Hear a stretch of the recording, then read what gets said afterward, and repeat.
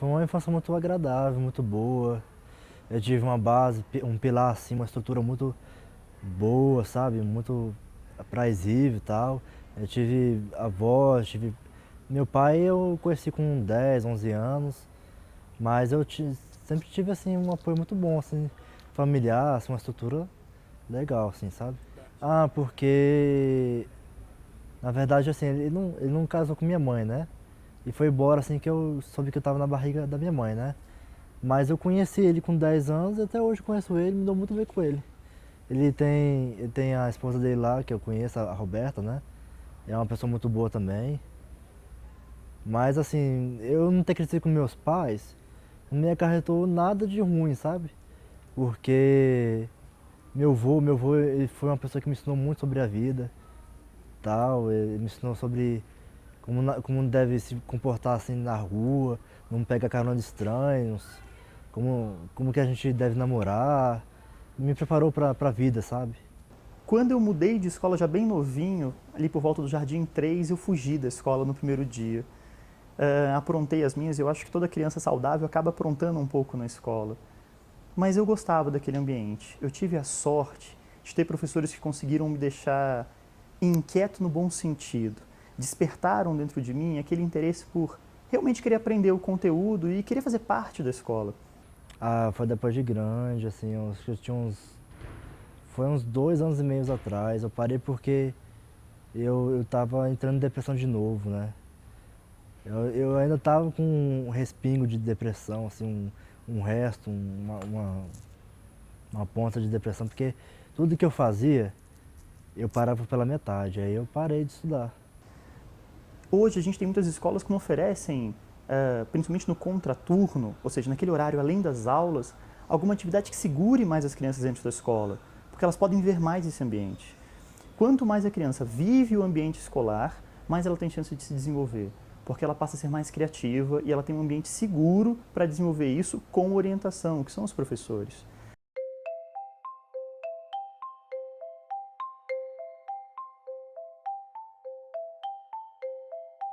Porque assim, eu tava inseguro antes, né? E eu pensei muito antes de voltar. Falei assim, vai ser pra valer. Quero terminar o segundo grau e provavelmente faria uma faculdade de letras. Mas na primeira série, logo depois das séries da alfabetização, eu comecei escrevendo poesias. Aquela fase em que a gente se apaixona por alguém da escola, e ela foi muito compreensiva nisso. Ah, porque eu sou bom em português, né? Eu sou muito bom em redação. Pensei até em jornalismo, mas jornalismo eu acho que não vai dar porque é muito pesado, é muito puxado. Mas eu tenho essa mania de gravar tudo que eu tenho de pensamento, eu gravo no celular, né? Um pouco mais para frente, nos anos seguintes, com os amigos, escrevendo histórias, as redações da aula, aquela redação que era um pouco mais elogiada, que a professora gostava um pouco mais, ou o professor gostava um pouco mais, nós nos reunívamos e tentávamos transformar em pequenas narrativas. É, poesia, pensamentos, né? Eu gravo em áudio primeiro. O livro, ele também encanta por si. Todo mundo que lê se distrai, ri. Então é uma possibilidade de ajudar as crianças de várias maneiras. Eu faço uma transcrição e passo a limpo. E eu tô passando por pendrive agora para poder editar meu livro na gráfica, na papelaria, porque pela editora ainda não dá. É muito caro para a editora. Todo escritor, eu acho que como todo bom aluno, tem uma inquietação dentro de si. A vontade de poder compartilhar experiências e de mostrar esse mundo que às vezes está preso nas ideias, está preso na nossa cabeça, ali na nossa mente, e a gente quer poder expor isso. E depois de conseguir domar algumas palavras, nasce um livro. Um pouco de tudo, né? Mas é mais poesia, crônica, soneto. Eu queria também, quando der assim, fazer um romance. Foi então que, como eu também trabalho com crianças, aí enquanto psicólogo, não enquanto professor, eu fui percebendo essa necessidade, que muitas delas, às vezes, tinham receio da escola, ou paravam de gostar da escola, muito pelo primeiro dia de aula, que não foi encantador. Envolveu medos, envolveu broncas. Então eu falei, vou escrever um livro para que esse momento, que é tão especial, que muitos de nós lembram de como foi o primeiro dia de aula, possa ser mais suave, possa apaixonar a criança à escola já desde o início. Aí eu falo muito sobre a vida, né? Assim, fatos da minha vida, assim, às vezes. Ou então eu escrevo assim, inspirado em escritores. Eu faço muito inspirado em escritores, sabe? Ou eu pego uma poesia e faço uma paródia ali, eu faço uma. Eu reescrevo, né? Reescrevo a poesia do escritor, assim, pegando trechos da poesia, eu faço a minha. Ou então eu falo, invento história, sabe? Eu gosto de inventar história também, assim.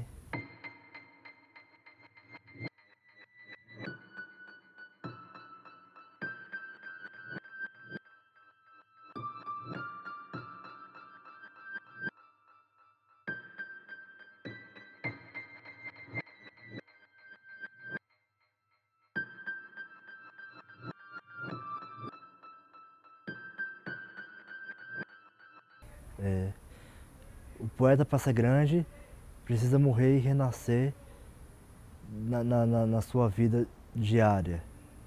Assim como o poeta é grande se morrer, assim como o poeta é grande se amar, assim como o poeta é grande se sofrer. Assim é meu amor pela história da vida. Eu sou patriota, sou uma pessoa que penso no Brasil, no mundo que pode ser um mundo melhor.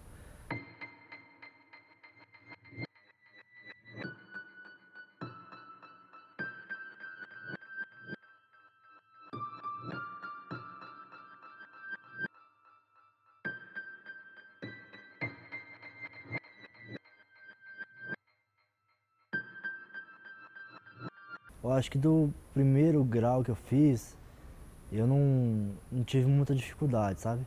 Tive muito acompanhamento na outra escola e um pouco aqui tinha uma sala de recurso aqui na noite. Então eu tive um acompanhamento aqui no início e agora eu vou ser acompanhado pela sala de recurso à tarde. E assim, eu tive um pouco de dificuldade, mas não muita, sabe? Eu levei assim numa boa. As matérias que eu não sou muito bom mesmo é matemática, educação física, inglês. Com 31 para 32 anos. Eu não sou tão mais velho do que do pessoal que pode estar vendo agora, né, da juventude. Mas na minha época o professor já tinha mais tempo para ficar dentro da escola. Ele não precisava ter tantos empregos diferentes. Então ele tinha esse momento para olhar ali para o aluno, ainda mais porque as turmas eram menores, e falar assim, opa, o que eu posso fazer para essa criança, para o João, para a Maria, para o Rafael, para o Pedro, se encantarem e terem outros interesses para desenvolver as suas particularidades. Hoje os professores eles acabam entrando na escola, ministrando seus conteúdos e precisam ir embora. Eles não têm mais aquele tempo de convívio com os alunos. E a gente perde muito com isso na escola. Desde o primeiro grau da outra escola, nunca tive isso. Até quando eu vim pra cá, tranquilo.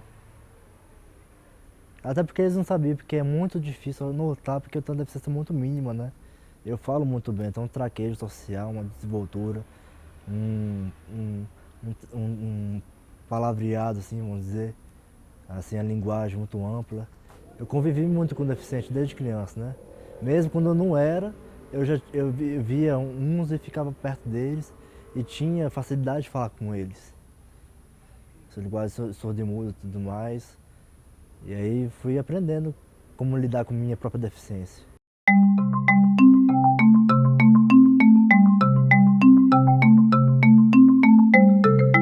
Eu, eu não me sinto excluído. Isso é certo, né? É uma luta diária, eu sempre estou aprendendo muito sobre mim, sobre a vida, né? Então é sempre tô reaprendendo e redescobrindo sobre a própria deficiência, né? Carinho. Eu acho que essa é a primeira palavra. A gente tem que lembrar que quando a gente entra na sala, a gente está realmente transformando aquele aluno. A própria palavra aluno, ela foi corrompida. Hoje o pessoal fala que é aquele sem luz, né? Aluno vem de criança de colo, vem de alere. Então a função do professor é essa, é pegar a criança, independente de sua idade, colocar no colo e ajudar a caminhar. O professor ele tem que lembrar que tem que ter paixão ao dar aula. Ele está ali com certeza também para ganhar dinheiro, é a profissão, nós precisamos nos sustentar, precisamos do nosso salário. Mas há uma função transformadora associada a isso. E o professor não pode esquecer. Ele, todo dia que entra em sala de aula, ele tem que entrar com esperanças renovadas de que ele pode transformar o mundo. Pelas crianças. O convívio com os professores, com os alunos, porque nesse tempo que eu tive fora da escola, eu tive muito em casa, não saía, não ia para a igreja. E uns 2 anos atrás eu fiquei com síndrome do pânico, né? Eu tive uma síndrome do pânico, por conta que eu não estava interagindo com pessoas, né? Porque a gente precisa conversar, ter diálogo, ter roda de pessoas, né? Tá incluído num meio social, eu não estava incluído no meio social. Eu comecei falando do carinho, e eu acho que a falta dele é o início do processo desse desencantamento. A criança no início ela se interessa pela escola, porque é diferente, é algo novo, está trazendo coisas boas para ela. Mas a partir do momento em que a aula fica mecânica, e o aluno, principalmente a criança, ela percebe quando alguém está sendo falso ali naquela comunicação, quando o professor está dando o conteúdo de uma forma muito mecânica. Quando a criança começa a ser punida, muitas vezes sem motivo. Claro que é preciso ter um mínimo de disciplina dentro de sala de aula. Isso não dá para dar aula se a gente estiver no completo caos. Mas dá carinho, a paciência com a criança.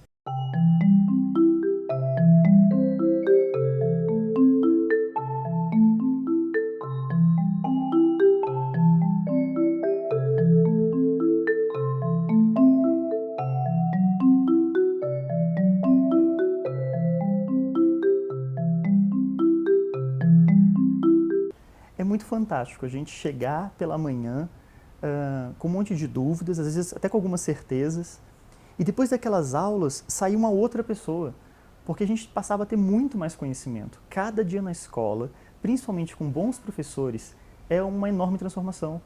É uma nova leitura de mundo, é uma nova compreensão, e isso é que encanta. Aprender que a gente pode olhar para o mundo e ele ser novo a cada dia depois de uma boa aula. Como eu acho que a escola me ajudou a enxergar melhor sobre as coisas que eu posso fazer, dentro das possibilidades que eu quero ser realizado como profissional. Como profissional que eu posso me tornar, que eu me espelho nisso nos professores, né? Os professores são muito inteligentes e assim não são muito valorizados a classe deles, né?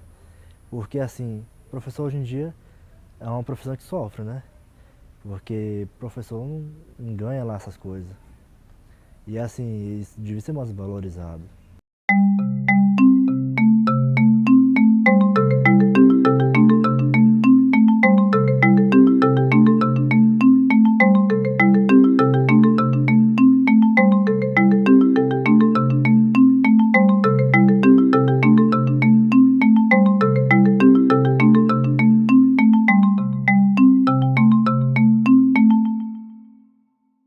Eu vou trabalhar por conta própria, como eu trabalhava assim de vez em quando, assim, com um bico, né? O artesanato, eu faço tapeçaria, essas coisas. E assim, tudo encaminha para eu tentar escrever um livro e conseguir um patrocínio. Para eu publicar o livro, assim, meio milhão de tiragem, ou 1 milhão. Eu estou pensando grande, né? A longo prazo já. Escrever é esforço, mas também é paixão. Ele tem que aproveitar seus momentos de criatividade, mas tem que ser disciplinado o suficiente para separar tempo da semana, do dia para a escrita. A escrita não pode ser tratada como qualquer outra arte, não pode ser tratada de forma displicente, senão a paixão vence o escritor, ela vence o artista e ele se perde nas letras. Ele precisa então ter um equilíbrio entre suas paixões e a disciplina. É a matemática do amor. Some as alegrias, diminua as tristezas. Multiplique os sorrisos, que será igual à nossa paixão. Persista. Todos os seus sonhos são possíveis. Não vai ser fácil, vai doer. Tem horas que você vai olhar e falar assim, não deu, cansei, quero jogar tudo para cima. Insista e tenha fé. Você vai conseguir chegar lá. Não, que não desista, né? Não desista e sempre pense que pode melhorar cada vez mais, né? Que possa... Eu tenho até uma frase que eu sempre falo assim, quem quer ser aquilo que quer ser, acaba se tornando aquilo que quer se tornar. Eu criei essa frase. Então assim, tipo assim, que pense no que quer fazer primeiro, para depois estudar e se formar como profissional, né? Porque assim, não pode desistir, tem sempre que estar lutando, acreditando que pode conseguir, né? Porque a vida é feita de escolhas. E eu fiz minha escolha, eu vou terminar a escola.